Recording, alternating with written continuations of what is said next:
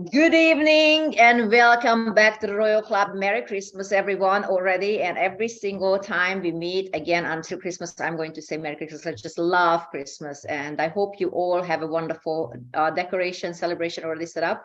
But I think it's a wonderful time of the year, regardless of Christmas, but especially because of Christmas and with all the craziness that goes on in this world, to remember that we are grateful to have yet another Christmas. Not everybody could make it, but it's just a good time to kind of think about the whole year, what you're thankful for, your family that are around you, your friends, and it's just a good thing to look back and give praise to God. So, but today, let's see, we are going to talk about how to deal with difficult people. You wouldn't think that from Christmas we are going to jump into this, but it is this time of the year that we have to deal with a lot of family members, don't we? And colleagues at times. And at times they seem to be challenging or can be challenging. But it doesn't have to be a bad time for us because we can take it as a challenge. We can take it as a test.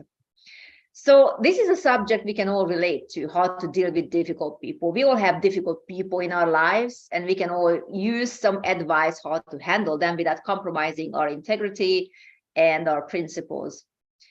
So some of the hardest people I have found are hardest people to handle are those who are closest to us, because otherwise, why would you care what, people on the street say, or maybe they give you a bad look or something. But those who are the closest to us are the ones who kind of know how to push our buttons, right? So especially around Christmas, we don't want to run into these situations without some godly advice.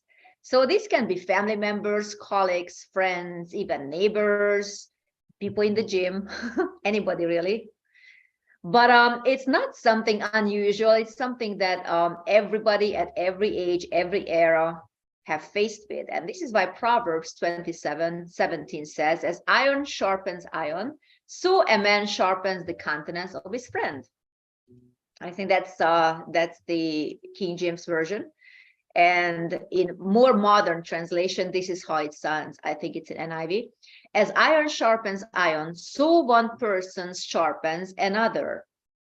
So when you are being sharpened, that doesn't seem like a pleasant experience. Yet it is so necessary, because these difficulties are the ones that are shaping us, they're stretching us, and they are allowing us to grow. In other words, we are forced to grow in situations like this, because when everything is peaceful, when everything is comfortable, you never grow. I mean, muscles grow under strain, under stress, under work, right? So God allows difficult situations and difficult people in our lives so that we can grow. Without challenges, there is no growth. Look at all those people who really have nothing better to do with their lives, because they have all the money, they don't need to worry about anything, everything is solved with, for them and instead of them. So they don't grow intellectually, they don't grow in terms of how to handle themselves, because everybody's running around them because they have all the money. But there's no personal growth because they are not under any kind of strains whatsoever. So without challenges, there is no growth. How you handle difficult people and difficult situations determines how high you are going to go. If you handle yourself well, you will get promoted. If you handle yourself poorly, you will keep taking the same test over and over again until you pass, isn't it? Some people say, you get promoted and then if you don't pass the test, then God demotes you. I don't think he demotes you. He just makes everybody accelerate. So basically, you are back in the same place, right? So basically, he never fails anybody on any test. You just keep taking the same test over and over again until you pass.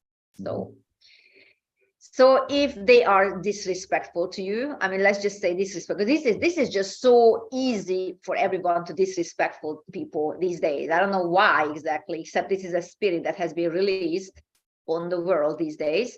And if you don't mind yourself, if you don't pay attention, you can easily fall into it. What do I mean by this? For instance, if people are disrespectful to you and you are disrespectful back, that will keep you from going higher, right? Yep. We overcome evil by doing good. We don't overcome evil by escalating the evil. It will only escalate the situation because the person will do something again to you, then you will retaliate and so on and so forth. But if you repay evil with evil, the situation will only escalate. You will never get promoted that way. You will never get past this offense. You never overcome disrespect with more disrespect. You only allow yourself to sink to the level of that disrespectful person. And I want to take a little pause here and just call your attention to something that you may have suspected, but I want to confirm it from my vast experience with this, that people who disrespect you are those who don't respect themselves, those who really have a very, very low self-esteem of themselves. So they are basically just projecting that onto you. And they try to project it onto you because they see that you are more confident than they are. So they are trying to be more confident and showing you disrespect. But really all that is trying to project their insecurities, their low self-esteem, their disrespect of themselves, really. So that's what you don't want to aggravate. You don't want to trigger that. You don't want to escalate that. And you definitely don't want to participate in that in any way, shape, or form. So just be aware of that. This is why. Most of the times, this is why. So in other words, when someone disrespects you, that's a test of your character, because that may be something that triggers you. That may be something that's your button that they're trying to push, even without knowing. You know, Satan can use them perfectly well. So some people don't know any better because they have never been raised better. You know, maybe they came from an environment where respect was absolutely not taught. They don't even understand the word respect, let alone honor. They don't understand that. So some people don't know any better and they need to be taught. But some people are disrespectful and even dishonoring on purpose. And I think last time we touched on that. Disrespect means that when someone is disrespectful for you, it's because they don't know your value. But dishonor is when they know your value and they still making a point by purposely ignoring your value, and they are dishonoring you. So that's what it is. They are doing it on purpose. The key is you don't want to take the bait. You don't want to go down to the mud with them. Okay, you're not a pig. To make a point, that's what they're trying to do. They're trying to make a point. Never sink to their level. If someone does not addresses you by your title or just shows disrespect, dishonor to you, just keep addressing them by their own title anyway. God wants to see you overcome every test. He wants to promote you. He wants to see that you are the bigger person. God wants to see you take the high road and not take the bait. But you might think that, you know what, if I keep taking the high road, what's in it for me? Well, God is in it for you because God is going to vindicate you. And the Bible is full of stories, real life stories from real people, very real people with the same situations, maybe in different circumstances, different cultures, different era, but the same nagging people, same disrespectful people. And the Bible shows how they have overcome these tests over and over again, and they have always been promoted.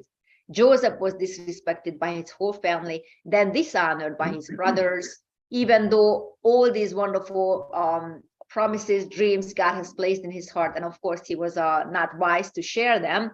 But you know, you don't sell people and you don't push them into a pit just because you don't like them. So that was a little bit excessive on their part, how they try to repay their little brother. So there might be some issues there, major issues there with the brothers, that they would have rather see their little brother or half brother, as it is or as it was, dead than be promoted by God. I mean, how evil do you have to be to go against the God, you know? So, you know, I'm just saying that you are probably luckier than Joseph was, and you don't face these kind of challenges from your family members or from your colleagues or from your friends or any environment that you are, or maybe in your church, you know, you never know. Some people are, you know, they can be very disrespectful there too at times. But the point is, that you have it better than Joseph had it. So nobody's trying to push you into a pit. Nobody's trying to sell you to the Egyptians.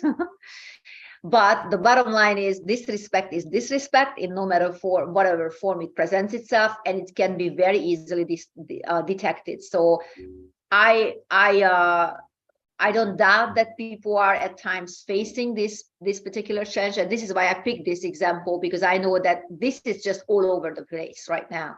Even in comments, you may make an honest and an innocent statement in response to an article, for instance, or even a news, and people just kind of they feel like their buttons is pushed, or maybe they don't agree with what you're saying, and they just immediately going personal. They don't even address that situation that you addressed. They immediately go personal. So don't need to read those comments, don't need to read any comments, actually, and life will be better. I know a lot of people who are very famous, and they keep reading the comments, and they keep feeling horrible. And I keep telling them, don't read the comments. I mean, how easy is that? Just don't. Write whatever you want to write, post whatever you want to post. You don't have to read the response. Nobody is holding a gun to your head. But they, of course, kind of like they want to engage in some kind of, they want to defend themselves. They want to defend their position. And in turn, they are not going to convince anybody, whoever had low opinion of themselves, or they just want to, just kind of vomit out whatever they had at that time. But if you don't engage, there is no escalation. Just don't respond. Don't read it. This way it won't affect you. That's a very, very simple solution. And that's just online. I mean, imagine if it goes face to face. That's a different story, right? So in other words, you don't want to waste your emotional energy on difficult people. But I want to show you how to handle them, not how to engage, within their little petty fight, because it's usually not about that thing that they address. It's about something way more deeper, and it's about their personality disorders, their own struggles, their own low self-esteem. So no matter what you do, you're not going to correct that at that time, because they are coming from a very different critical angle, and they're trying to see you going down as opposed to them being made whole. So just don't waste your emotional energy on difficult people, on things that don't matter. In other words, don't hold on to peanuts and lose the world. You have bigger fish to fry. You don't have to engage in small talks, in things that don't matter, small matters, don't engage. Small offenses, don't even notice them. Why? You have a whole world to reach and big dreams to pursue. You need your emotional energy on that focus. You need to keep your focus. You don't need your brain to be scattered all over the place, especially if it's something emotional that can really damp your fire. So you don't want to go into that, because you cannot control how other people treat you, but you can control how you respond. There will always be people who don't understand you, don't understand your calling, don't understand why you are the way you are, why you respond the way you respond. And they try to, because they don't understand, they try to bring you down to their level. You don't want that to happen. So you don't want to take the bait. It could be an uncle, it could be a family member, it could be your own brother or sister, because sometimes people that you grow up with, they see the least of God's gift in you because of familiarity. And we taught on that earlier. And familiarity is basically breeds contempt. Familiarity is basically hides the treasure that you are from the people who are the closest to you, closest in terms of family relationships. So those people who are disrespectful to you, or they are spreading lies about you or rumors, they don't control your destiny. Don't get into fights that don't matter. The only power they have is what you give them. So my advice is don't respond to them. Definitely don't respond to them in the way they respond to you. Crows cannot fly or hang with the eagles. Crows cannot handle the altitude of the eagles, but crows like to pastor eagles for some reason. They just have that kind of a personality disorder, much like many people that we know and love, of course. But the point is, the eagle doesn't engage. The eagle is obviously much bigger. It can just turn around and, I don't know, just take a swipe at the crow, but they don't do that. When they get tired of the crows, they just fly higher. They fly to an altitude that the crows cannot handle. So that's why I advise you always take the high road. Always take the high road, because the crows, your critics cannot handle that heights, and they don't even understand what just happened. Oops, he's no longer around. She's no longer around. She's not responding. So I guess I have to move on to the next person because my trigger is over. My power is over. So that's why I advise to you, whatever situations you find yourself, especially around Christmas time with people, but I mean, all the time you can run into people, even in the stores who are, a clerk that is not very respectful, not very helpful, or downright disrespectful. You just have to remember that this is a spirit. You want to bless them, bless the people who are disrespectfully treating you. And by that, you are taking the high road, and God always awards those who are taking the high road. So it's never a waste. If you don't get promoted, because always your work is always credited by your boss to someone else, just take the high road.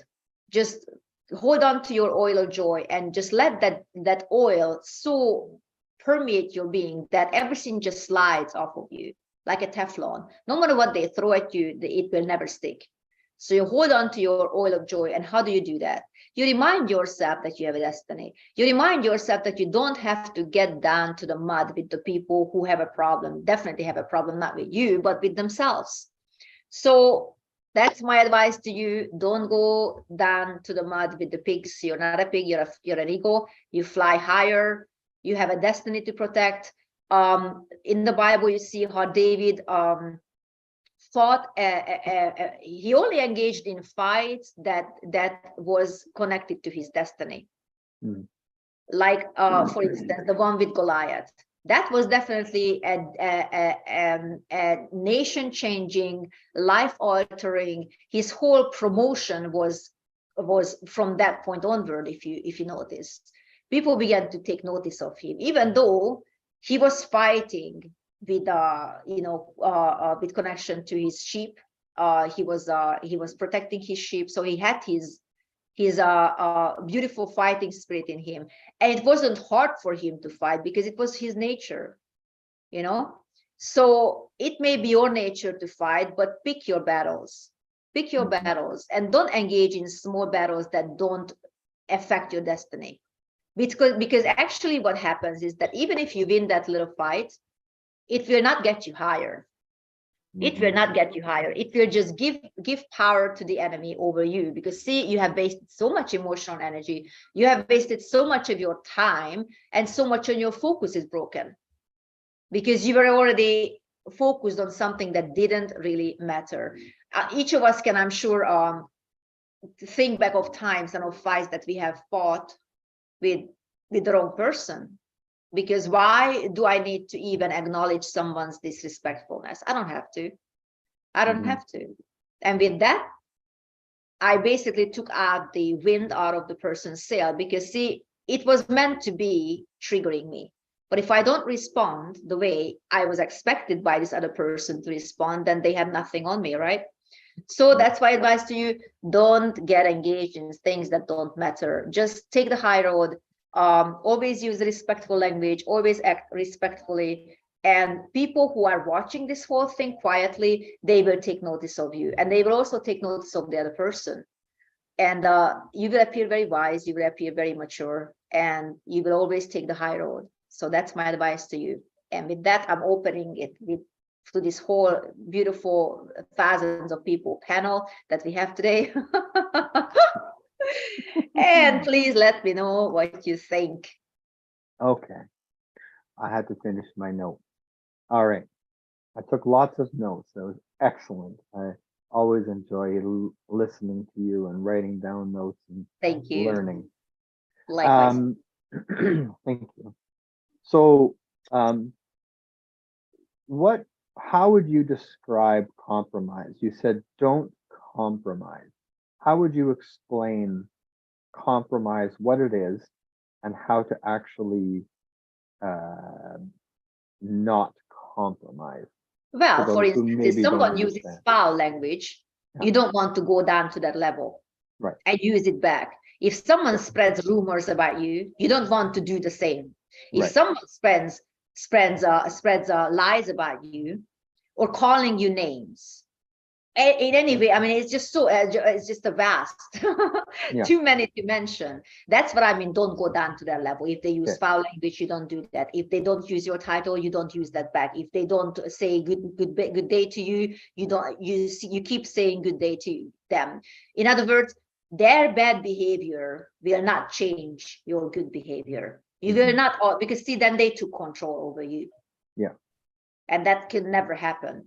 It's Right. you who should be influencing them to take, to rise up higher. And eventually, I'm sure they will, because they should have tried this with many other people as well. And all of them took the bait, so they thought that, okay, well, now it's your turn. So I guess, as Christian as you are, I'm sure you will take the bait as well, because it always worked for them before. You see, they're going to use their arsenal, if you will, what they have used before. So today it's your button they are trying to push. Yesterday was someone else's. But if you keep showing a different attitude than what they are used to, they would be very shocked. And Right. and I believe they will actually, take notice, and they if they are intelligent enough, they will make the adjustment in their own lives. Right. So don't repeat what they do, don't mimic what they do, and don't Yeah. even give attention to what they do, really. You kind Yeah. of you ignore it and you stay. I like how Apostle says, stay in your lane. Maybe Yeah. maybe he wouldn't You use ignore it that in here, a but way that you don't do it back. But yeah, I wouldn't, like, for instance, if someone doesn't call me by my title, it makes no difference to me. I keep yeah, using their title yeah, just the same, as if they have also. I keep showing the same respect as if they would have shown the same respect to me. right. Yeah, that's good. Iron sharpens iron. You mentioned that. So, how would you explain exactly iron sharpens iron? And according to the word, like, how would you describe exactly what that means and how we can play that out in real life? Well, basically you chisel each other. It could be your marital partner, Mhm. who doesn't show respect. And in that case, you have a lot of opportunity to grind against each other. You meet at breakfast, you meet, maybe you don't like spend the whole day together, but in holiday season, you might, you as in general you, so we're not talking about anybody else, but then you will have a lot of opportunity, especially if the person, for instance, your spouse is not Christian, Mhm. then maybe they had a bad day, and then they kind of at dinner table, they just kind of put it on you because they Right. had a bad day. So you don't want to respond in the same spirit at all. Okay. Okay. Okay. That's good. And with that, you will be sharpened, and he will be sharpened too, or she will be sharpened too. Right. You Yeah. chisel each other, but marriage is a great thing for that, Mhm. No wonder I'm not married. Yeah. Sorry. I support every marriage. I really Yes. do. I just don't think Yes. this Yes. Marriage is not for everyone, for sure. marriage is not For for sure. everyone. I think that's what it Yeah. is. Yeah. Yeah. But lots And of then, opportunity there to get sharpened, because that's what it is for, isn't it? yes, yes, there is. Yeah. Yeah. And, I can say that Annette, she's very good at few words that sometimes cut sharply. Oh And wow. Okay. then we, if I need to be corrected and I too, but we try never to do it disrespectfully. We do it out of Yes. love, right? And Yes. but sometimes, we get a little bit irritated, and in the heat of the moment, maybe something's said, and then we just kind of go separate ourselves, come back and talk, and it's like, okay, so what have we learned from this? How can we grow from this, right? Or do we need to Yeah. cut something right off? Do we need to? Is there something that really is in our lives that we just don't need? That's That right. maybe is more of a distraction than anything. Yeah, because we always try to help each other to grow in the destiny and purpose that we have, right? So that's very important. Well, you Are see, you that's a very good example for the positive, because you don't try to push each other's buttons on purpose. right? In fact, you try to avoid it because you are all trying to push each other towards, each of your destinies. But Yeah. for those who are doing it on purpose, Yeah. that's the challenging part, because at least you guys have love. You have that base of love, and whatever the other person is doing, they are not doing it on purpose. They may Right. be unaware how it sounded, or maybe you Mhm. were in a situation where it just wasn't a good time for Mhm. for the person to correct you. But imagine the times when people are doing it on purpose, and they keep doing it, and Yeah. maybe they are in some kind of authority figure. Maybe it's your pastor, maybe it's your a boss, So how do you handle those situations when it's directed towards you? Yeah. Yeah. And you need to have the confidence to be able, well, first of all, you need to recognize what your destiny is and who you are and what you need to work on, what you need to hold on to. And then when others challenge that and maybe irritate you and do kinds of things on purpose to try to tear you down, to try to Yeah. mock you, when you have that confidence, then you can look at them and just say, nope. And that's actually not uncommon for me to just I look heard a great and say story. nope. Yeah, Mhm. exactly. Mhm. I always think that there is something more behind that, because usually people are not necessarily evil. So there's usually something behind it. If someone, treats you, especially people that you don't know, like you don't know nothing about them, like a clerk in a store. And I heard a story that somebody was very very disrespectful to somebody in the store, maybe Walmart or something. And let's see, it was a long time ago that I heard, but the point was that the person still responded very nicely, and turned out that the lady who was at the counter, and she was very disrespectful and just dismissive or even rude or something to the person. So it's like it's just a very interesting situation, because you can do that. I mean, you could be fired for that. So it was just something odd. And turns out, I don't know how it came about, but turns out that the lady who was not very nice, I think her husband or her daughter hospital, and they basically had no money for the treatment. So there's all this kind of thing going on, and it just, Mm. it was all bottled up. And of course, she had to still go to work, but she had all these things in her mind. I'm not saying it as an excuse, but it's an Yeah. explanation. Yeah. So the person wasn't evil, but there was so much going on in their lives that, or in Mhm. her life at the time, that she just couldn't deal with it. And it was, she had to go to work. I mean, usually when you are in such situation, it's best to stay home and deal with that emotionally, do whatever you can do. But it was a happy ending story, because then the person was able to help them financially and things like that, the very person that the lady was very rude to. But I think this is how it came about, that the person was very rude, and this person didn't respond in rudeness, because he was Christian, and he was just asking, what's wrong, can I help? And she just started crying. And that's when it turned out that she was actually able to relate the whole story, that basically she was dealing with a lot of issues. And Right. it ended up. So sometimes what happens is that people don't mean to be rude. They just have so much things that they have to deal with at home and or at work, and just kind of spills out that way. Yeah.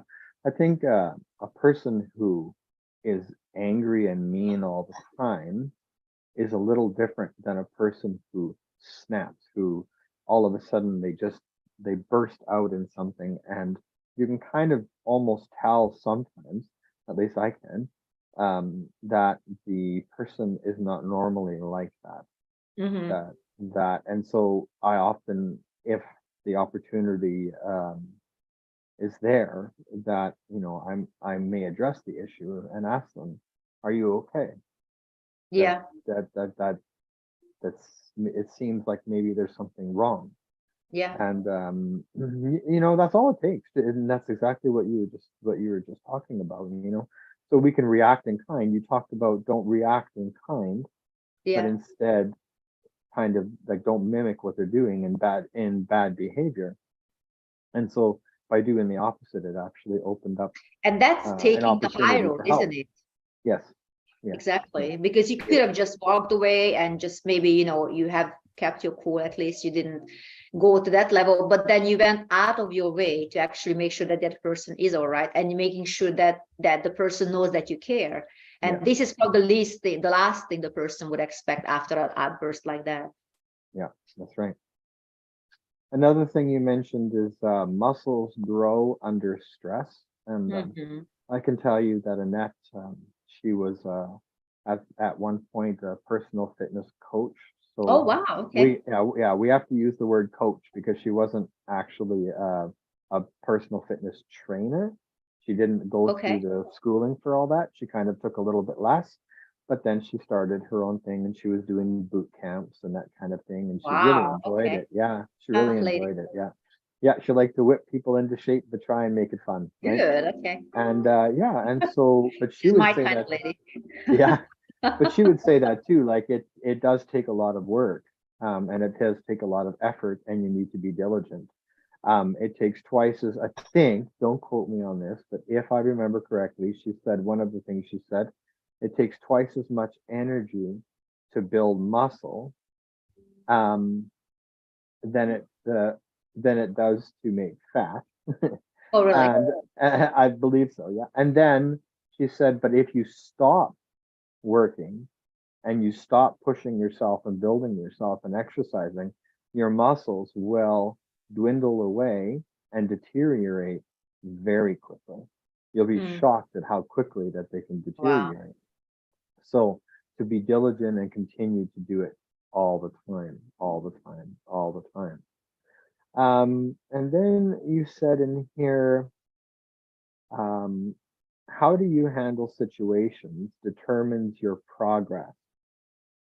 And then you said, and then what I said in here is with that, is it that sometimes people quit? You had mentioned how people are challenged with something, and sometimes they fail and they need to do it again and again and again until they finally get it. And sometimes you said that people kind of, they stay here and God accelerates the others. Everybody else. And as soon as you said that, pardon me, as soon as you said that, I was thinking, I used to, as a child, I used to play a lot of Mario Kart, which is a game. And the only way you would ever get good at it and better at it is to continue. And people would lap around and lap around, which is kind of, to me, in my mind anyway, what I was kind of seeing.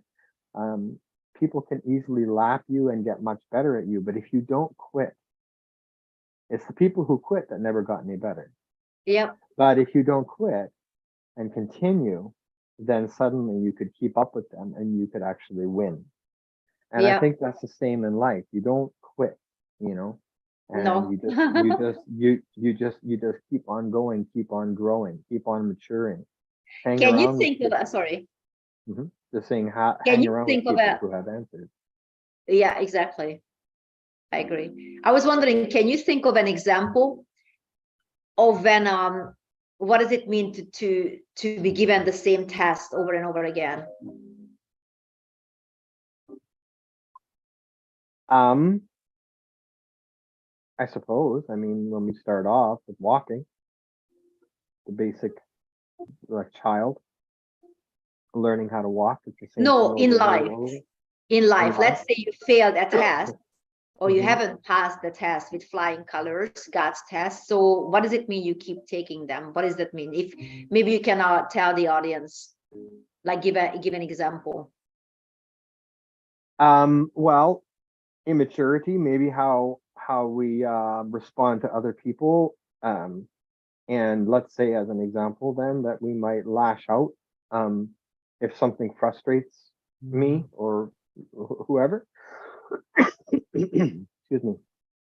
And whenever we face that same situation, we react the same way over and over and over again.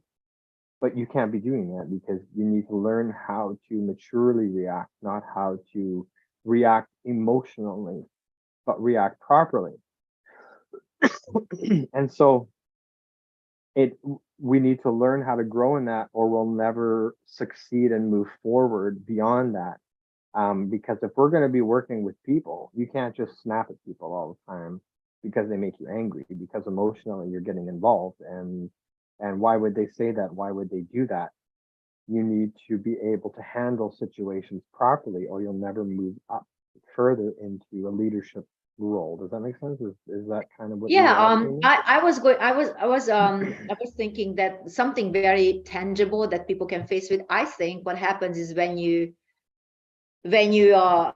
what we mean by by keep taking or keep giving the same task, you're going to meet the same person, Mm, same personality type. Like, let's say, you avoid the confrontation, or you avoid this type of person, but okay. that doesn't mean that you overcome the challenge. You go, let's say somebody's keep pushing your buttons in one workplace. You're going to leave that place, and then you go into the next place to work. You're going to meet the same type of person there too, because see, that's the test. That's what I meant. Okay. You keep taking the test over and over again until you pass, until you Okay. learn to handle that particular jerk in your life. That's what I meant. So Okay. Yeah, this is a club, so we can say that. okay. Yes. Yes. And If it also, was I a mean, church, that would be some kind of, maybe not, but and when Annette and I were taking marriage counseling right after we got married, we kind of did all that beforehand to kind of get a good foothold and a good good. handle on what is marriage and how to, and they said in there, listen, if you are in a marriage, let's say you're married for 5 years and you decide, you know what, I can't handle this person anymore. I don't want to be around Mhm, this person mhm. anymore. And you get a divorce. Okay. Then you find somebody else Yep, and you marry them. You're going to end up in the exact same situation with exactly. that Yeah, person, that's true. and you will not move forward until you That's get right. through it. And you can have 6 divorces Yeah, and it will still not change. You still have to deal with that part. yeah. And You will so run into the what same personality types. Exactly. in the first marriage where that person may have said, look, it's her fault, look, it's his fault, look, it's whatever, it turns out actually it's not. It's the way Mm, you reacted to it that was the yeah, problem. And essentially you were the problem.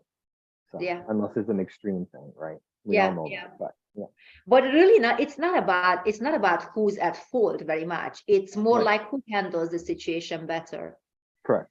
Because ultimately we are all pitted against each other, or we could be Right. potentially, Right.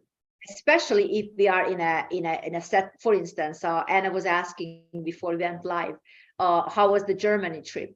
It was wonderful, Hmm. because we were surrounded by, because we are all mature people, seasoned people, and maybe some people were could have presented potential problems, but we all knew how to handle them. If you have like one or two in a group like this, it's easier to handle. But if you have like one or two mature people and the rest of them are immature, they can be pitted against each other. So, but in this trip, we had no problem whatsoever in terms of internal problems. We had a lot of other things we had to deal with, but Hmm. like out there, not within the team. But I'm just saying that within a team, any kind of team, especially if it is Christian, because it is more targeted, of course, you are going to have a lot of clashing, and a lot of what you were saying, the iron sharpens iron. These are opportunities on both sides, Right. on both sides. So each person can walk away with a growth, with Hmm. a personality development. But it depends who chooses the high road. Right. Yeah. Yeah, I can see that. Um, we overcome evil by doing good. And by mimicking evil, that's not a good thing. And many years ago, I was in prayer and I was really struggling with, I think it was anger or something. And so I saw a vision, and I saw one lighter here and another lighter here. And Hmm. when they came together, the flame doubled. And Explosion, yeah, by adding that, it didn't help. It yeah. only, so you need to put it out or walk away or go away from it. And so um but good. By doing good, you need to be doing good, not evil or not something that we know is wrong. And that's kind of also, well, that is the high road as well. Knowing what good is and then choosing to do that no matter That's what, even if it costs you, it will always cost you, even if because it costs you. yeah, isn't it? Because you know, these trigger points were purposely positioned so that you would blow up, right? You would, you know, explode. And to the disappointment of the other person, you know, they pressed your button and nothing happened. You kept smiling because you kept your joy. That's why the Bible says that joy, the joy of the Lord is our strength. Mhm. So you can be strong in a situation like this because you have oiled yourself with the oil of joy. So these things just slides off. People are going to throw things at you. I mean, the higher you get, the more slime you are going to be thrown, because people are, you know, jealousy. I mean, that's always what I come back to. It's always jealousy. I think that's the most thing, because if they would be doing what you're doing, whatever it is that you're doing well, they would be so focused on what they're doing, they wouldn't even have time to look at your things. They wouldn't even have time to criticize you. It's always those who don't do much or nothing at all with their lives who have the time to look at you and start criticizing you, isn't it? Right, right. So With that basically, point, that's what it is. with that point, trying to remember the gentleman's name. He's passed on now, but I love that man. Really good man. He was a prophet, a real prophet. It was pretty amazing. Kim Clement? No, No. no. But I don't think you would know him. Oh, okay. Yeah. But he always said, always be busy doing what God wants you to be doing so that you never have time to look at others and criticize what they're doing. Isn't that wonderful? Yeah. And I Occupy thought, till I come. sorry? That's what, occupy till I come. Yeah. Be busy. Yeah. It's true. Yeah. Apostle made this statement. I don't know if it's an African saying. It could be. I don't know. But this is the first time I heard it from him. That those who are standing by the road are the ones who notice that it's crooked. Not those who are digging it. I don't know how that was, but this is this picture, mental picture I walked away with. And this is what I remember. So it's always those who don't work, because those who work are too busy doing what they're doing. They don't even notice that they may have, you know, made some mistakes. But even they do, they just correct it. The rest of them just standing around and watching how you make a mistake, quote unquote, because it's only mistake for them.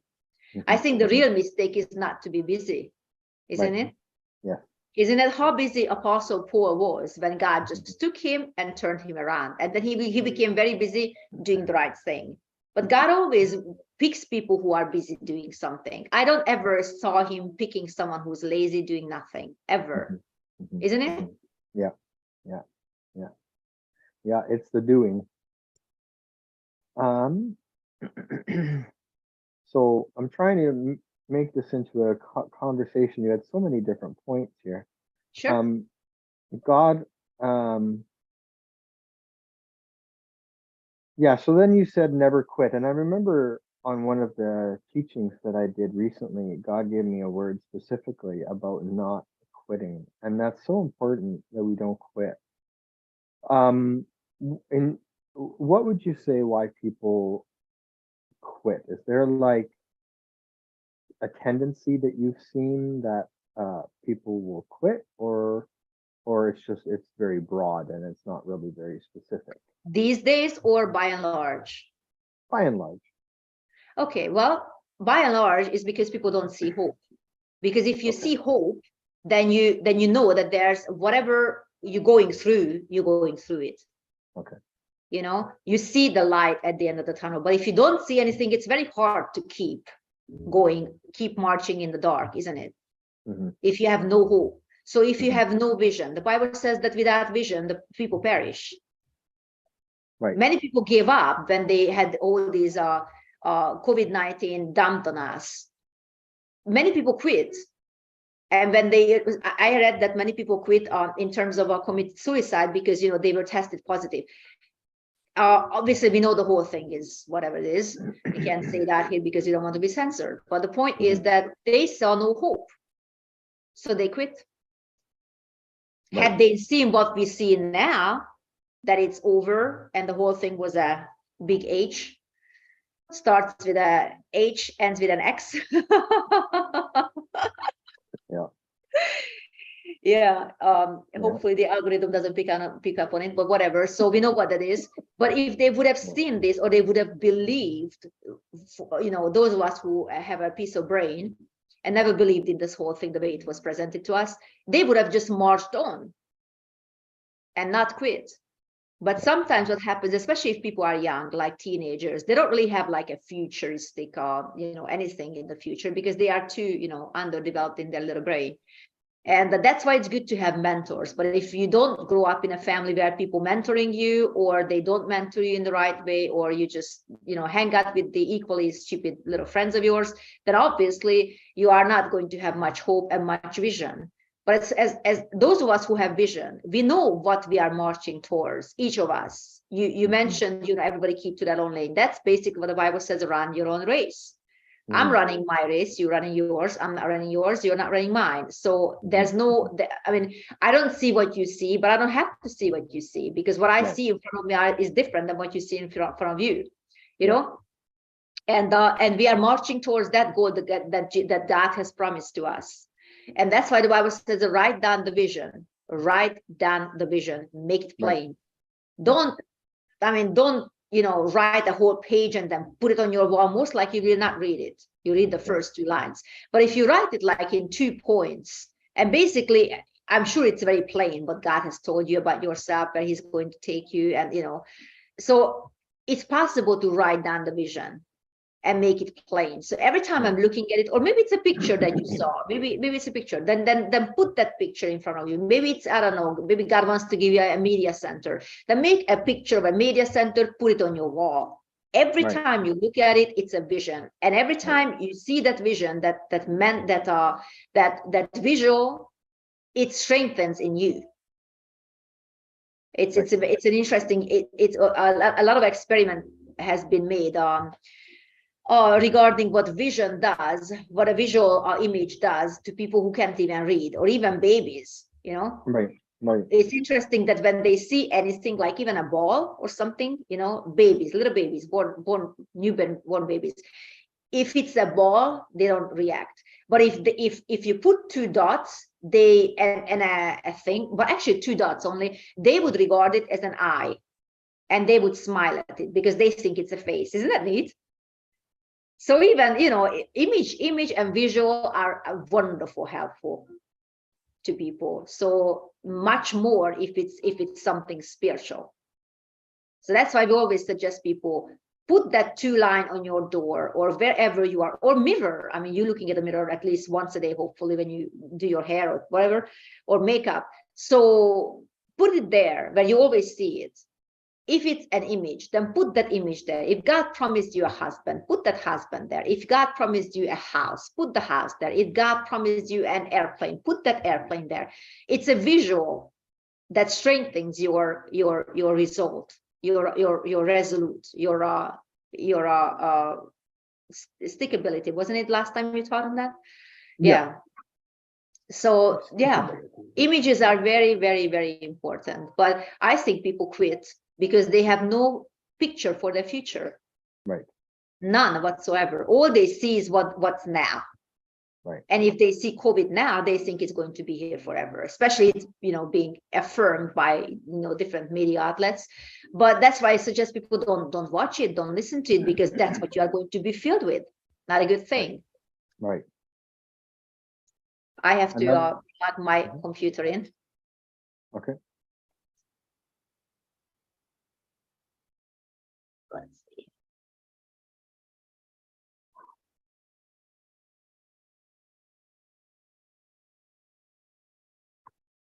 And so you can still hear me, right?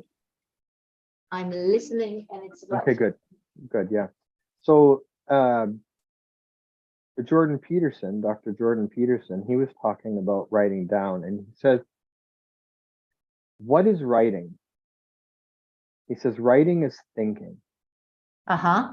If you can write down your vision, write down anything, really, you're thinking through specifically what you want to write, and therefore you're thinking. And he says that if you can write and write well, that means you can think and think well, and Yeah. you actually are a very powerful person Yeah. because you learned how to think through.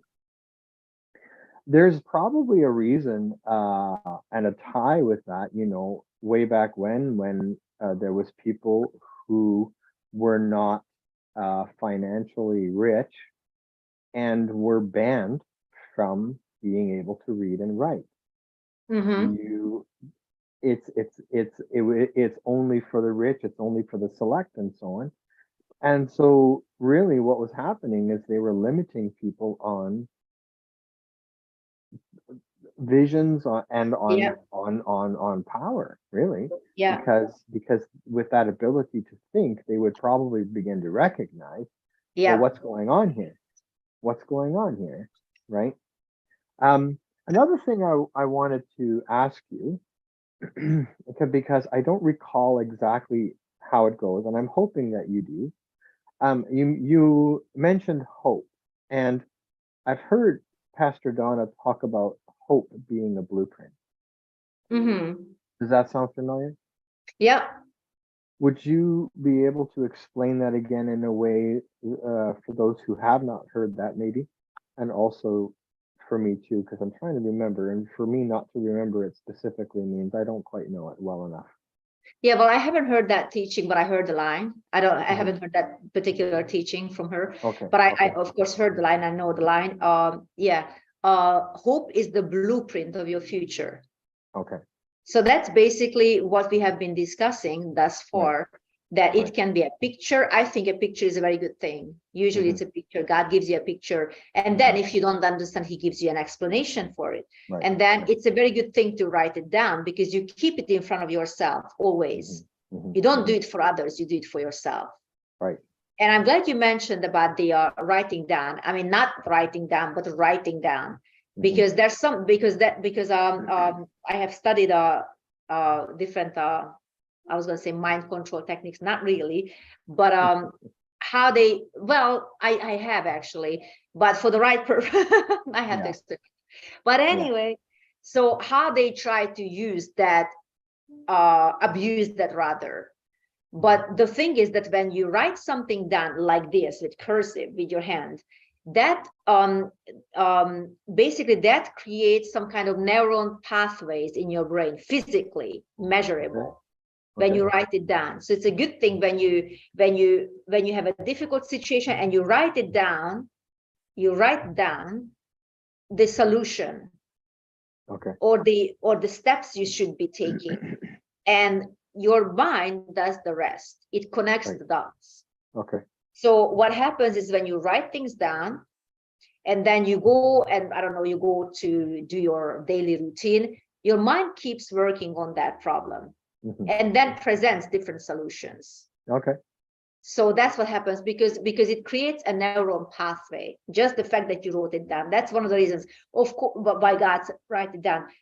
Of course, he was not going on. He was not going to go into more details about the neuron pathways in those age because people had no clue. So he just gave them this instruction: write it down, make it plain, because he knew, of course, that he created the brain that way, that it will do the rest. So, but now we know more about these things, thank God. And as the knowledge is expanding, we have more options, and we know how to use it for advantage. But God was very wise and very benevolent for letting us know that these are the steps to take in order to solve a solution. Okay. So if I'm hearing you correctly, we are to physically write down, if possible, with a pen or pencil or whatever, what we want to achieve, the actual goal that we're trying to The reach. goal, correct. And then as we go about our day, and then we want to put it up somewhere so we can see it to remind ourselves. Yeah. And then as we go throughout the day, our mind will begin to think of solutions on how we Correct. can Yeah. achieve or reach that I goal. have also, I've known it from science because I studied Mhm. it, but I know it also from experience. And for me, I mean, everybody, it could be for everyone a different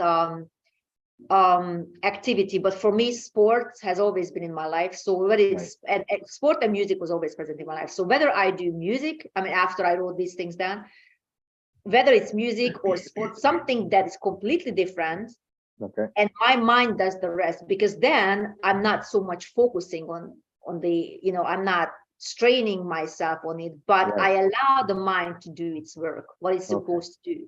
Sometimes Right. what happens is that, you know, I'm sure you're familiar with the that feeling that when you try to remember a word or someone's name, Mhm. it escapes you Yeah. because it's too much strain on the brain at the time. But just Yeah. give it a few seconds, and then or even a few, you know, and then it just pops it up by itself, because all the brain is trying to do, you know, opening those little drawers. Okay, where is it? Yeah. Where is it? Where is it? And then when you are not, where don't apply more strain and more pressure on the brain in that area, it is free to do its work. So similar to, you know, with your goals or with our goals, the same way. Of course, Right. it's a little more complex, but if I have experienced it, that even to the point, okay, how do we solve this technical situation? And then just pops in, Right. this is how we do it, or who to contact regarding. And then suddenly I just remember, you know, obviously the Holy Yeah. Spirit can bring these things into, and he does bring these things into remember, but also you have an excellent brain. Use Mhm. that brain. And I think too, one of the mistakes I hear people do, and I've caught myself at times doing as well, and I stop immediately, is to say, "Oh, I can never remember that." By saying that, you are convincing yourself Yeah. and locking it in that you don't remember. Yeah. It's better to just pause and then say, "In this moment, I don't remember, but I will remember," or just say, "I'll remember that Yeah, exactly. That's the shortly. best. I'll Don't remember even that shortly." vocalize anything negative, obviously, Right, because right, right. I heard from another scientist that when you, the reason why you are the best person to talk to yourself about something good and affirming the positive is because you hear it twice. When Right. you speak, you hear it in your inner ear, and you also hear it outside. So you Okay. hear it twice. Isn't that Okay. interesting? Yeah, yeah, yeah. So that's It why is. it's, and plus, you're the only voice you really trust. Right, Your voice is the only voice you really trust because you know it so well. right. So if you tell yourself that you're wonderful, awesome, blessed, successful, powerful, da, da, da, you will believe it more than if someone comes from the outside and tells you. Unless the person is anointed, of course, but that's a different story. Mhm. The anointing makes a difference. But I'm just talking in the natural. Yeah, yeah, yeah. Um, some people will say, it's all about me. They make it all about themselves. And at that point, you were talking about insecurities and people who try to, what's the word I'm looking for? Try to put on you the Project, error. yeah. Thank you. To project their beliefs in that moment, and what they're believing in themselves is that they're insecure, but they don't want you to recognize that they're insecure. Mm, And so they try to quickly put up a yeah, distraction before yeah, you notice, yeah. if you will.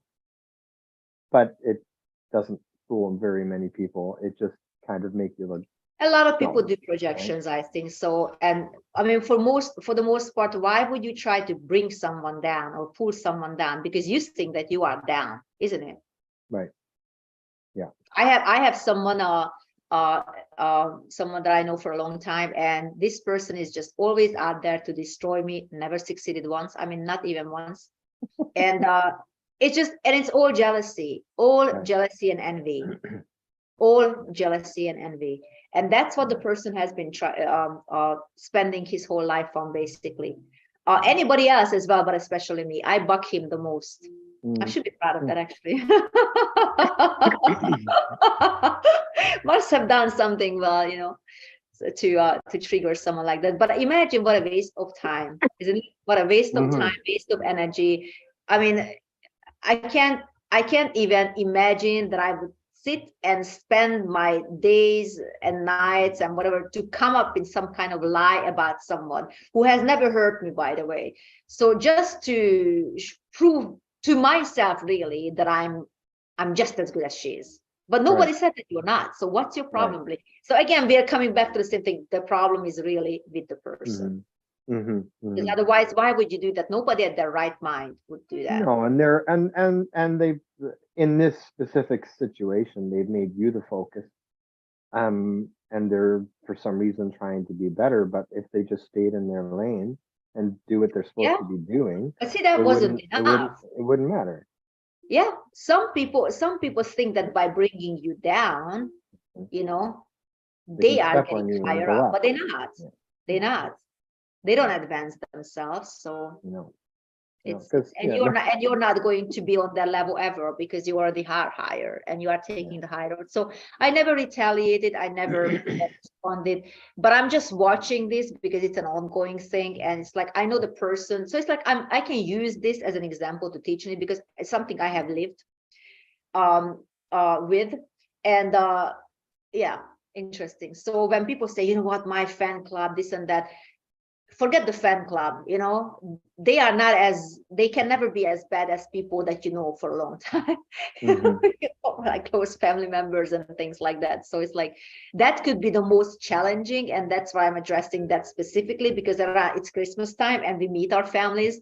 And you know, that very cousin or that uncle that you don't like sitting next to at the dinner table, Christmas table. So, but number one, you don't have to sit next to them. Number two, you don't take the bait. You don't respond to the pushing of the button, because it's not the person. It's a spirit. It's a spirit. Right. And we are higher than that, and we are, you know, we are just not on that level. I mean, we are eagles. Yeah. And by agreeing with that, you're allowing that atmosphere to take over. And we don't want to do that. Never. Never. No, you control the atmosphere because you're the one who's higher. Yeah. So don't see, but that's the thing. I'm glad you mentioned that, because it's like this. If someone is obviously words create atmosphere as much as music does and light does.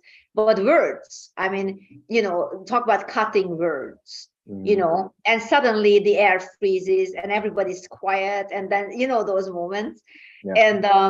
And then the person will, oh, I wish I haven't said that. I just slipped that. Oh, I'm so sorry. But then the words are already out, right? So it's like, it's hard to take those words back. So it's best to be quiet when you have nothing good to say. But also, you control the atmosphere.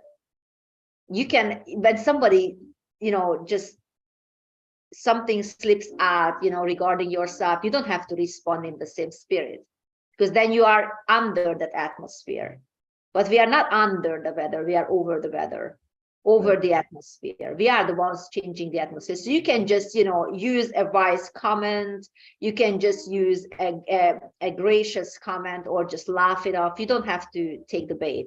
There are so many different ways you can respond to a bait, and none of them is good if that just escalates the situation. So you always want to just, you know, you want to create a peaceful atmosphere, especially around Christmas time, but always, because in peace, people can grow. If there's strife, that's all you are focused on. And you are also breaking everybody else's focus, because one way or another, everyone's going to take sides, get involved, you know, this, that, you know, not a good thing. No.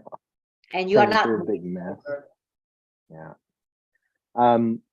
Speaking of words being said and not being able to take it back, I was teaching a class at a church there, the young kids, and I got this from Focus on the Family, actually, where you take, in this case, toothpaste. You can take anything as long as it is in a tube or something. And I put paper plates around in front of each person and a small toothpaste tube. And I said, at the count of 3, everybody, I want to see who can pour out all the toothpaste the fastest. Ready, steady, go. And so they all did. And I said, okay, now at the count of 3, I want to see who's going to be the fastest with putting it back. Ready, steady, go. And they weren't able to. And I said, that's just like words. Once they're spoken, It's very difficult to take it back. There was one girl though in my class. By the end of the class, she had used a toothpick and put it all back Seriously. in. Seriously, I thought you. Well, with words, you can do that.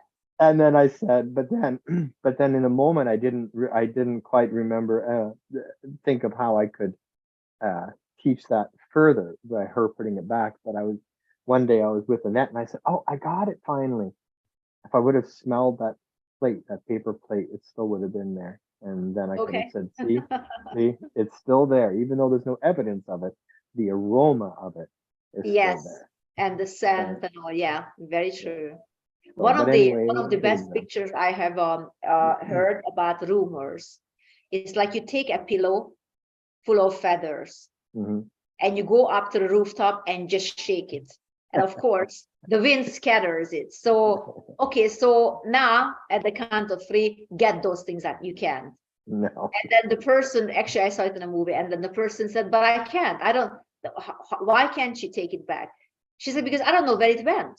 Yeah. In the wind. That's exactly it. That's exactly like rumor. You don't know where the wind takes it. You are unable to take it back. So, and that has to do with words as well. So you are very right in saying that you don't want to do that. You don't want to mess with that.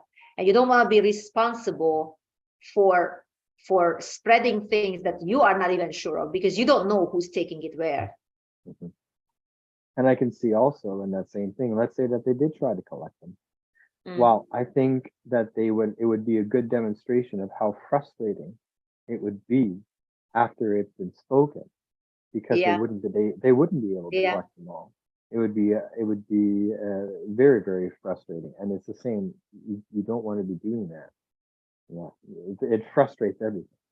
Yeah, and it takes much longer than to spread it, isn't it? Much Mhm. longer to take it back, each one by Take one. it back. Yeah, yeah. You almost just to say, God, please forgive me and please clean that up, because I don't know what I'm going to do. Yeah. So let's see here. Always take the high road. Hold on to your joy. Did I get that right at that point? Say it I again. wasn't quite. Say it again. Hold on to your joy. Yes, hold on to your joy. Oh, okay. At that moment, I wasn't exactly sure if I heard you correctly. And then you have a destiny to protect. That's right. And so to hold on to that and to see the joy in the journey would that be a good way to put that into your Yeah. destiny? The point is that you know where you're going. So what does it matter who says what? They don't know where you're going, only you do. They don't know what God promised you, and they don't have to know. Yeah. So for instance, maybe God told you to learn French. Oh, you know what, you can't even speak, I don't know, maybe English well, so why would you even bother with French? Or I don't know. I mean, people can say all kinds of stuff. Nobody ever learned any other language in your family, so why do you think you're so high and mighty? But God told you to learn French. So there's all kinds of things, like they don't see the vision in front of you, but you do. You know why you need to learn French. Other people don't need to know, but their first instinct might be, nobody speaks French in your family. Nobody goes to college in your family. Why would you go to college? But maybe God wants you to teach others, you know? So that's what I'm saying. You just put it in front of you. Don't have to tell it to anybody else. But I have people who came to my house at many years ago, Christian. And I was big on putting things on the wall, my wall, that were important to me because they were connected to dreams and destiny, mine. And then this person would walk in. He was actually a minister, and he would just began to mock it, and it was so demonic what he was doing. I didn't even know the person, and just immediately the mockery. No Christian, no non-Christian friends ever mocked. They said, wow, you are very focused, you have your thing. And guess what? I am the fulfillment of those things today that I have posted on my wall. But this person, he apparently didn't have a high opinion of me. And I remember that it never happened before or after. But it's interesting that it happened, that I'm glad it did, because now I can teach about it. There you go. Yeah. I've been there. I know that. So sometimes what people don't understand, they tend to mock. But I didn't respond in the same spirit. But I still remember it was shocking, rather shocking, because number one, you're a guest in my house. So why would you start mocking something you don't understand? Yeah. And it's just very interesting. But Yeah. some people are that way. Hmm. I've been thinking about this a lot. So I'm gonna take the opportunity to mention it. Um, there are people like, okay, when people can't speak the language of where they're at. So in Canada, it's English. Where you are, it's Hungarian. In Holland, it would be Dutch and Dutch. so on. Um, but they can speak another language fluently. If they're learning another language, they now know two. Hmm. I think that's a very powerful thing. And Yeah. and it I actually get very intrigued when a person is talking and they don't understand the language. I recognize that they're saying it how they'd say it in their language. And Yeah. even though it's not correct here, I actually kind of get excited about it because if you've ever written poetry and you're trying to find a way to rhyme something and you're Yeah. just kind of going by English and then you hear somebody talk and it's like, oh, well, you can actually kind of say it that way and flip it around. To me, I think it's a wonderful thing. And there are some people, of course, and you've probably heard it too, where people say, "Oh, they can't even speak the language. What mumble, mumble, mumble." And I just think to myself, seriously, like they're learning a second language. I'm not even doing that. I know how to speak English. I can recognize bits and pieces here and there, but I would never fault someone for it. I'm the first guy to jump in and try to help them, you know. Yeah. So, however I can. But I just don't understand the mockery of it. Since you mentioned mockery, kind of Well, what made I me think think of I that. think it's just projection of their own limitation. Yeah, Because if they would also speak another language, they would understand that it could be a struggle. It could be, difficult at times to remember or to say, especially if you think in 2, 3, 4, like 5 languages. This is all kind of in your head, all yeah, the words. And so if they don't understand the process or why even bother learning another language or let alone another culture, that just shows that they are so left behind and they don't like to be left behind. So they would right. prefer that you would be Okay, also left behind so they wouldn't feel alone. You see, right. it's Yeah, like that this, kind of makes sense. for instance, you're working wherever you're working, but then suddenly you decide, you know what, I don't know, I'm going to move to Holland and find my or Hamburg and find my ancestors, and I'm going to work there and I'm going to work with that family, whatever. And then your colleague says, no, no, no, no, no, this is so stupid because they don't want to be left behind, Hmm. right? And they Right, don't have the vision you have, they don't have the ancestry you have. So they're automatically, instead of supporting it, small-minded people tend to think that way. right, Oh, why would you move? You lived your whole life here. Why would you move suddenly in a country you've never been before, or you don't know the language, or you never met those family members? But it's not their vision, it's yours. But right. because it's bigger than theirs and they can't comprehend it, they immediately jump into trying to hold you back. So they would not Hmm. feel bad about themselves, isn't it? Hmm. So I think it's always they're on the same area, in my opinion. And it's jealousy and envy because they Right. wish they would have the courage to pack Yeah, everything up and they that move to makes. I think that makes very good sense. That they wish that they would have the courage. I same with the think. languages, in my opinion. Yeah, yeah, yeah, There's yeah. this saying It is that good. people with accent are those who speak at least one more language than you do. Yeah, it's true. It's true. Yeah, So don't and mock people with accents because you speak at least one more language than you do. when I was a child, like my mom grew up at the tail end of the war, World War II. And so they had to, in school, they had to learn Russian a little bit. They had to learn Uh-huh. Ukrainian a little bit, just because there's so many different cultures coming together. She's Yeah. from Germany, right? So Yes. anyway, so as I was growing up, we had a little game where we were out and about doing whatever, and we would listen to somebody and we would hear them speak, and we would recognize that they had an accent. And so, amongst ourselves, we would listen carefully and Uh-huh. follow them around a little bit and try to guess what the accent might be and where we think they might be from. Yeah. Then, once we kind of decided, we would ask them, and they would never say no. We would go to them, and then we would tell them what we were doing. Can we ask you, because of this, can we ask you where you're from? Oh, well, where do you think I'm from? And so then, and it created a conversation. My mom is an excellent conversationalist, excellent. She can keep a conversation going for 3 hours plus. Wow, I so envy that. I'm more like straight to the point. But I absolutely admire and stuff. But it's an art. That's an art to quote the It is an art. It is an art. And she's taught me, and I'm not nearly as good as she is, but she's taught me, and I can keep a conversation going as well. And it's a real gift. I think it is. People have commented to me, it's like, man, you can really keep a conversation going. Like I didn't realize we were talking for 2 hours, you know. So, wow. Yeah.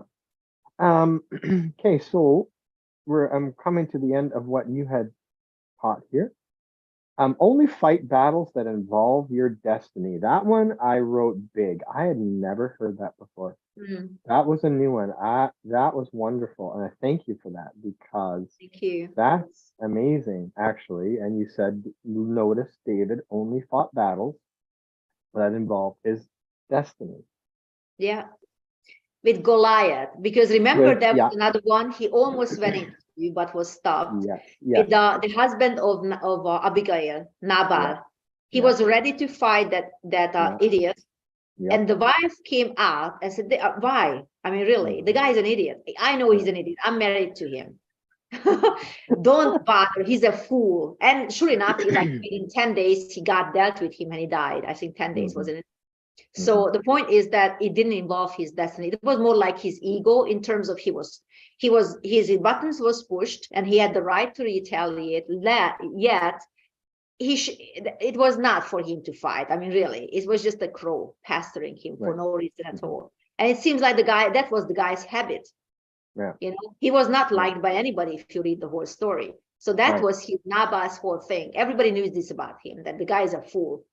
He would pick fights and he would not be on good terms with anybody. So Abigail said, don't fall into that category. Don't let your buttons push. This is not for your destiny. And he stopped it right then. Maybe he wouldn't have ended up where he ended up, you know. And it's very interesting too, speaking of Abigail, how she took the high road because she knew she was married to a fool. Yeah. She stuck with it. I wonder how that marriage came about. I often thought of that, because she was extremely wise and he was extremely foolish. So how did these two, obviously arranged marriage, but I was thinking the same. But how in the end, she must have learned a lot on confrontation, on staying steady, staying good anyway. I mean, look at her response and how quickly she responded the way that she did, in absolute wisdom, and she did it immediately. And in the end, she became one of David's wives. David wasted no time after the guy was dead. Immediately he approached her. She said yes. And see, because of her wisdom, he avoided a fight he was not supposed to be in. God knows how would have it ended. Maybe the guy would have killed him. I don't know. But he ended up with a wonderful woman, and she ended up with being married to the king. So it's a win-win, isn't it? Speaking of royalty, she became in the family of royalty. She's recognized in the lineage of David, wasn't it? Royalty. And she was honored in it too. So that's I just think that's a pretty amazing. She must have been just an amazing woman, actually. Must have been. Yeah. Must have been. And I don't have to pay attention to others who try to get my attention. Like you don't have to engage. That's right. As you would say, you don't have to engage in stupidity. Yeah, you don't engage with stupid, because it's not your level. It's not your level. That's right. Yeah. The Bible says, and I often thought about these two verses. I think it's in Proverbs, one of my favorite books. It says, let's see how it says. Just popped into my head. Don't respond to the fool with foolishness, because then you will be like him. Okay. Isn't it? Does it ring a bell? And the other one is, Yeah. I think, right after that, respond to the fool with his foolishness, so that he would not be wise in his own eyes. So I guess depends on the situation. You will do either one or the other. But I prefer the first, when it says, don't respond to the fool according to his foolishness. Because Okay. then Yeah. you Yeah. will Yeah. be like Yeah. him, Yeah. isn't it? Yeah. I'm actually trying If to somebody find looks it. at you from the outside, they listen to the conversation, one dishonors, the other one dishonors back. So who they wouldn't know who started it. They said you guys are both big, you know? Who said that? Somebody said that, very famous. Maybe Oscar Wilde. I don't know. I don't remember. Anyway, he said, don't fight with pigs, because they drag you down to the mud and they will enjoy it. Yeah. Because that's They their will. surrounding. It's not They will. yours. To you, it Yeah. would be a foreign thing. Yeah. You only went there because you were dragged and because you wanted to fight. But to them, they will enjoy it. That's their usual surrounding. They're completely at home with that surrounding, with the swamp, you know, but you're not. You don't belong there. So don't even engage. They only want to, you know. Yeah. Had Abigail responded foolishly, as her husband, as she described, he's a fool, and then responded foolishly, how would that have all ended? We She probably probably would would have been never, killed the same way. and we may never have even heard about it at all. Yeah. We don't know, because what would Or have like happened a to David? cautionary tale. Yeah. Or what would have happened to David? Would it have resulted as well? Yeah. You know what I Definitely mean? they wouldn't have been married. Because why would David marry a foolish woman? Yeah, I knew she wouldn't So have been married, obviously but that would have been that door of royalty would have been closed to her. yeah. But she also had a good heart, isn't it? She wasn't only wise and smart and all, but she had a very good heart, and she gave all these things. You know, she didn't come empty-handed. No, she didn't. Brought a lot of things, and then she also brought a very, very wise counsel. That it seems that none of David's men were able to tell the king, "Don't do it." He wouldn't have listened to them, but a woman, he listened.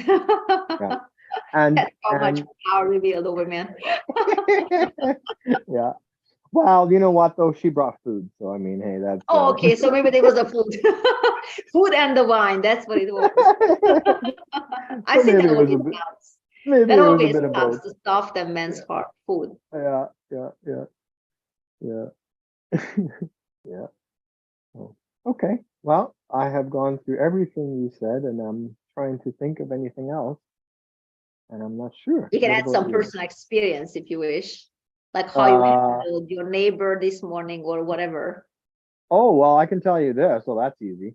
I tell you this at work, where because I operate heavy machinery and so on mostly, and so it's a construction environment, and many people there they talk exactly and do exactly as what we're talking about here. So it's a daily experience for myself to be doing this at this time. At this time, I don't, we'll see what happens in the future here, but anyway, yeah. So, and people are recognizing my stance, and they are responding more and more, responding well.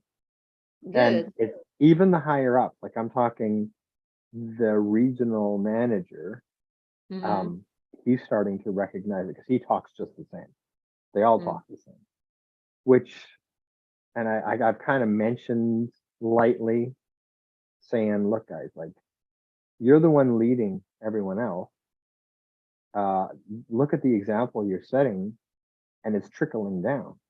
Yeah. So, like, what? Yeah. Well, I've always done it this way. Yeah. Maybe that's how you've they always, grew up, isn't it? Maybe you've always done it wrong. And yeah. What I usually say in situations like this, that I always done it this way, or I always, this is all I know. Well, maybe there's a better way.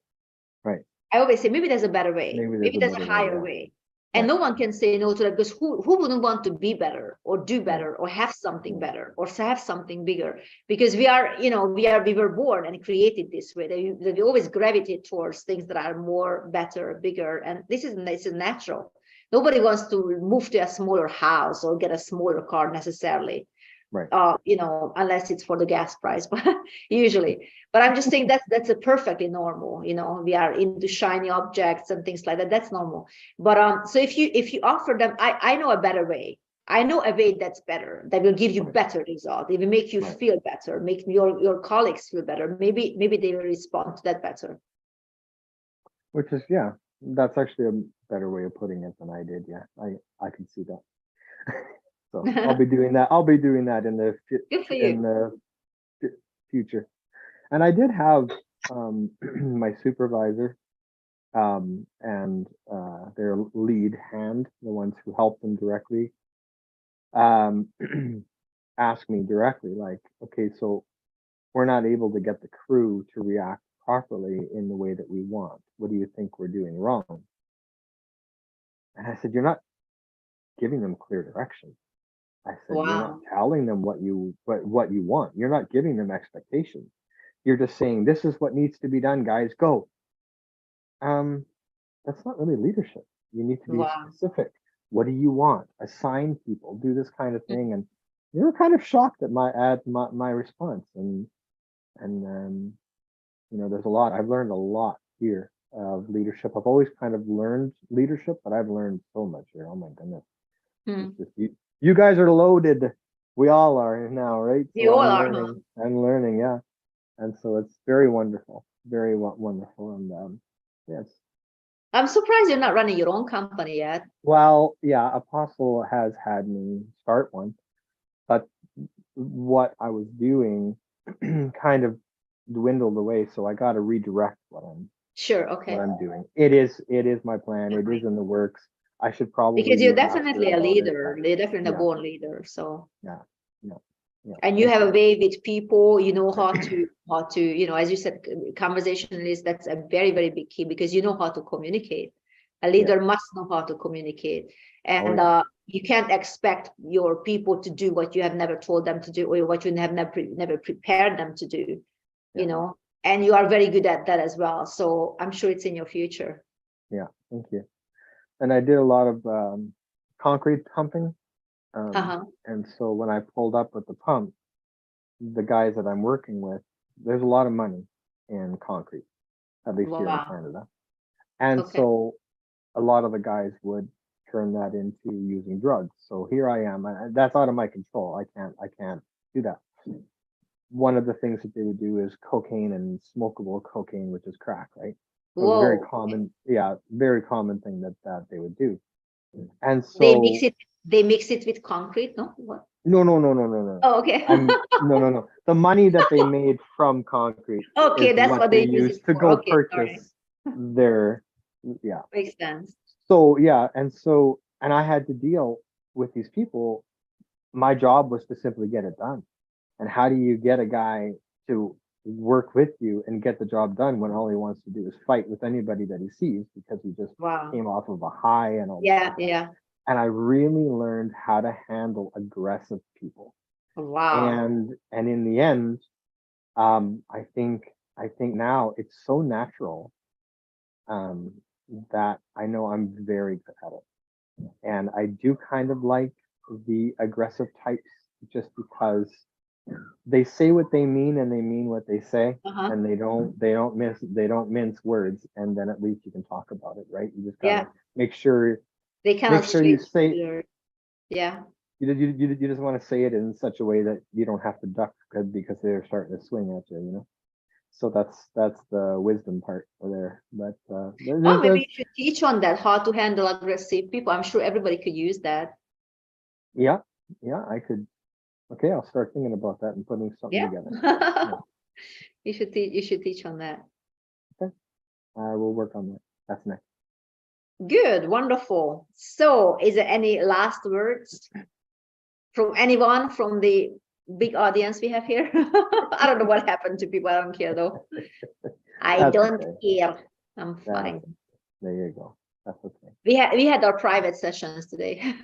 Yes, that's right. That's right. That's all right. It's actually kind of nice every once in a It's while nice, that isn't I it? know this is meant to be an outreach and so on, and people will hear this, Oh, I And forgot to tell you. I'm glad you brought it up. Yeah, because I remember telling, but then I forgot that in Germany, we met people who came to us. Oh, we're watching your show. We're watching your show. See, nice.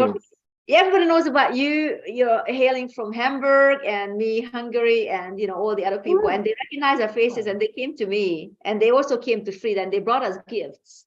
Yeah, Nice. because they're watching our show. Yeah. That's exciting. So thank you so much for watching our show. Thank you for just joining in from wherever you are joining in. And of course, I know people cannot be always joining in live, but they are free to watch it on YouTube and in other platforms. And this has been another edition of the Royal Club. We have discussed how to handle difficult people in our lives. And hopefully you are walking away with something. And next week, we are going to have Frida with us, and she is probably going to teach us on women in the Bible.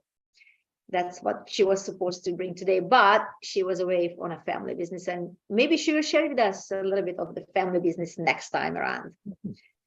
Thank you so much for joining us. So next Wednesday at 8:30 CET, we'll see you again. Thank you, Mark, for joining me. God bless you. Love you. Bye.